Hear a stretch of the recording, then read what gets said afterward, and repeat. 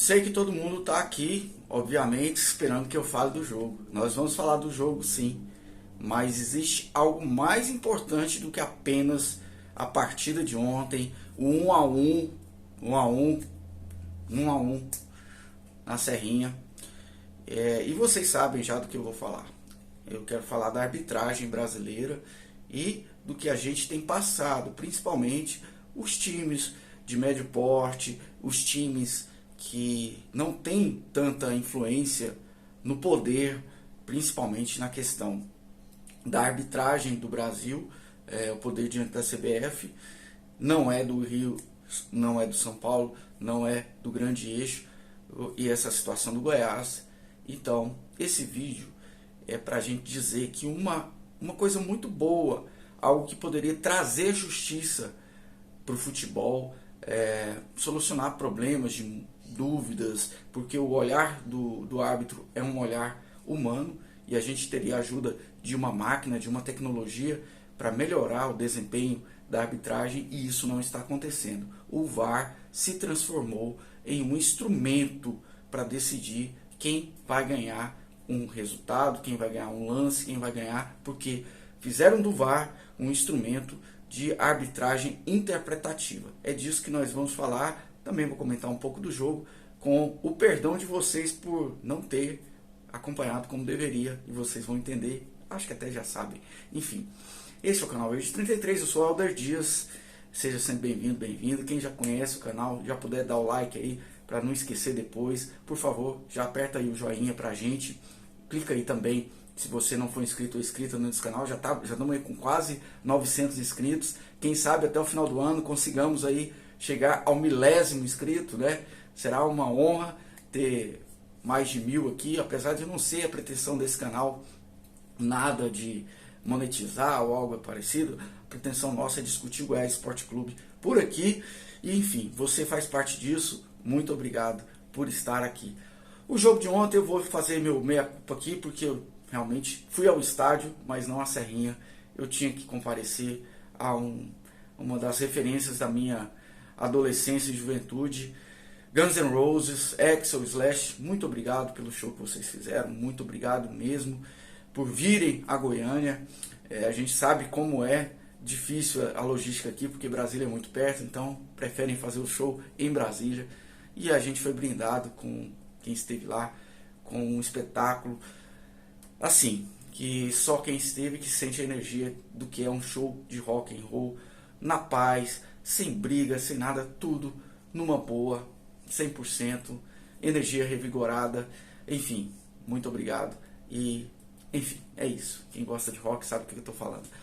Mas, olha só, eu estive no estádio, tentei lá do Serra Dourada conectar a Serrinha, mas infelizmente a telefonia, o sinal de 4G não pega, não tem jeito. Quem já foi assim, em lugar de grande aglomeração, como é o estádio, mesmo sem em jogo comum lá no Serra Dourada ou mesmo na Serrinha, fica muito difícil você conectar a internet. E não deu para acompanhar o jogo, tentei ouvir parte do jogo e depois vi os melhores momentos, vi os comentários, vi colegas meus aqui, como o Geliezer também, né? O Geliezer Paulo, grande comentarista, melhor comentarista de futebol da atualidade aqui em Goiás, comentando também. Olha, e infelizmente a gente tem que falar da arbitragem de uma forma negativa.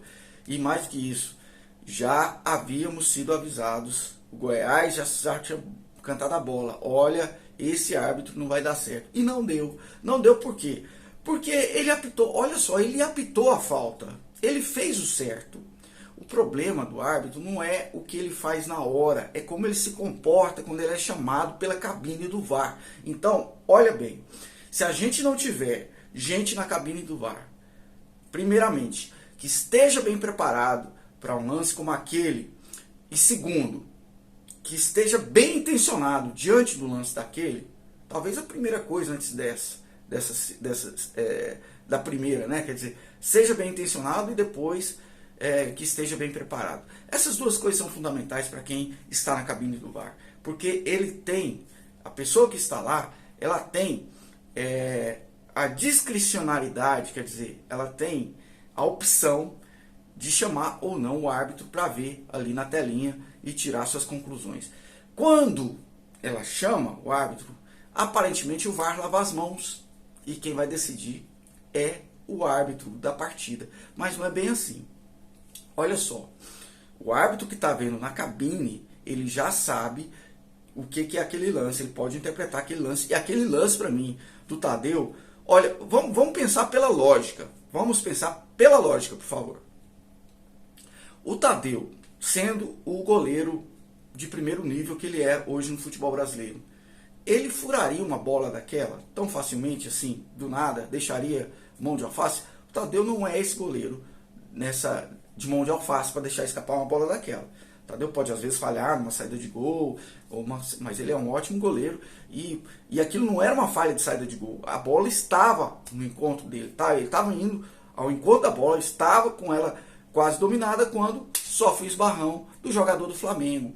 É uma falta clara, não tem muita discussão ali. Então quem está na cabine do VAR, se for um árbitro de qualidade e se estiver bem intencionado, ele não precisa chamar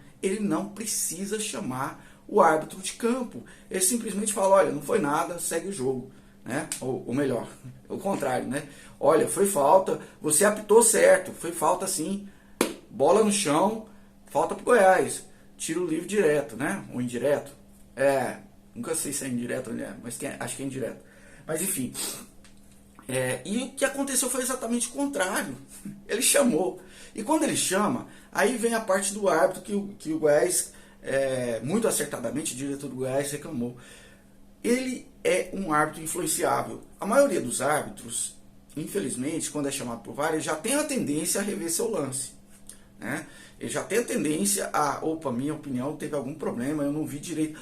Porque quando você é chamado, você pressupõe que alguém viu o lance melhor do que você, pede sua análise, né? Porque o cara que está lá é um árbitro, olha só, é um árbitro também como ele, que está em campo, só que está com o uso da tecnologia. Então, quem está em campo fala, olha, ele viu melhor que eu, ele sabe da regra tanto quanto eu, e ele viu melhor do que eu, ok? Então, ele vai para lá já pensando nisso. Quando o árbitro ele tem uma personalidade mais influenciável, e é o caso do rapaz de ontem, isso acontece com mais frequência. E ali ficou muito claro, quando ele decide, aponta para o meio do campo, que ele tinha sido influenciado, sim, pelo mau apito do VAR, da cabine do VAR.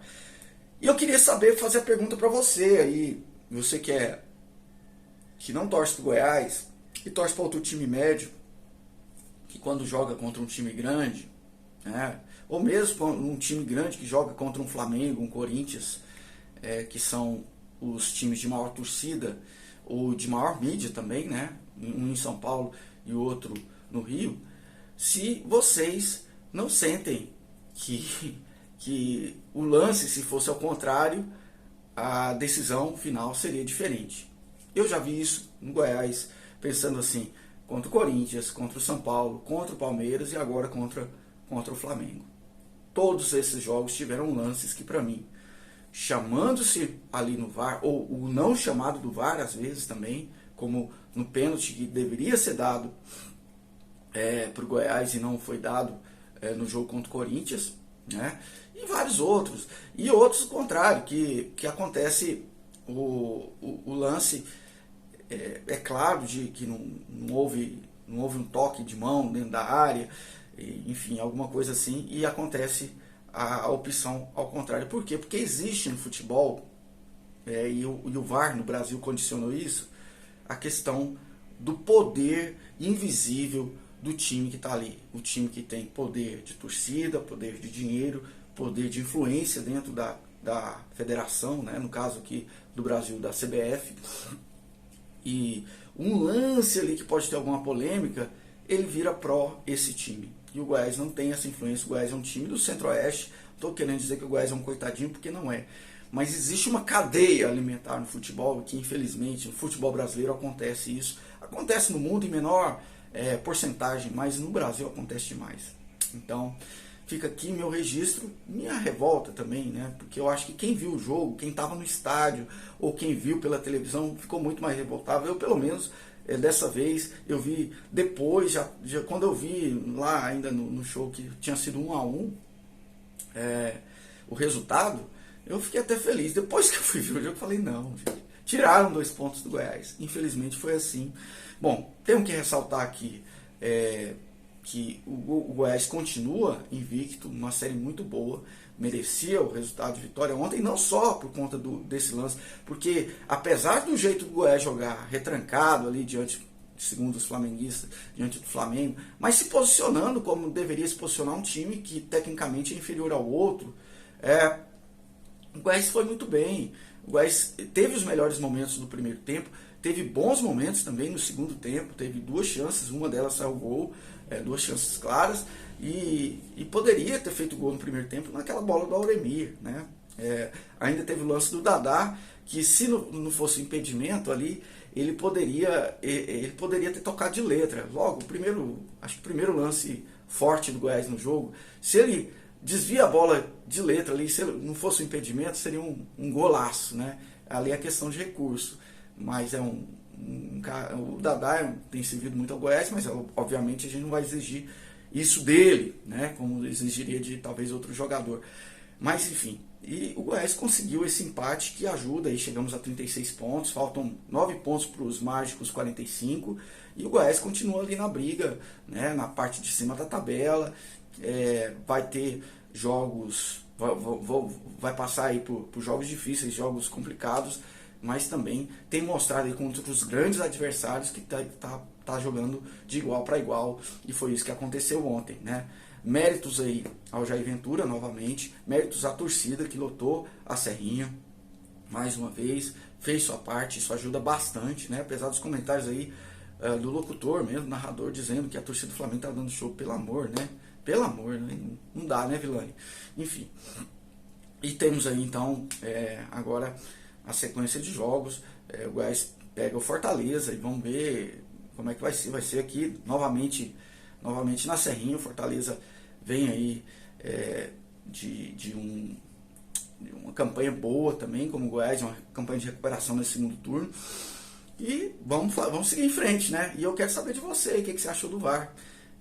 Infelizmente começamos aí com um pouquinho de dor de cabeça, um pouquinho de ressaca essa semana, mas eu desejo para vocês aí uma ótima semana, que a gente tem aí, apesar desse calor em Goiânia, apesar de tudo, que a gente consiga ter um clima bom até o próximo jogo do Verdão, ok? Deixa aí seu comentário, deixa seu like se você gostou desse vídeo, e sigamos e contando, infelizmente, com essa perda de pontos nessas situações de diferença de poderio, de influência no futebol brasileiro, que continua existindo e que o VAR, infelizmente, aprimorou, né? O VAR é uma arma que era para ser positiva, de ajuda, porque nenhuma arma ela é ruim em si.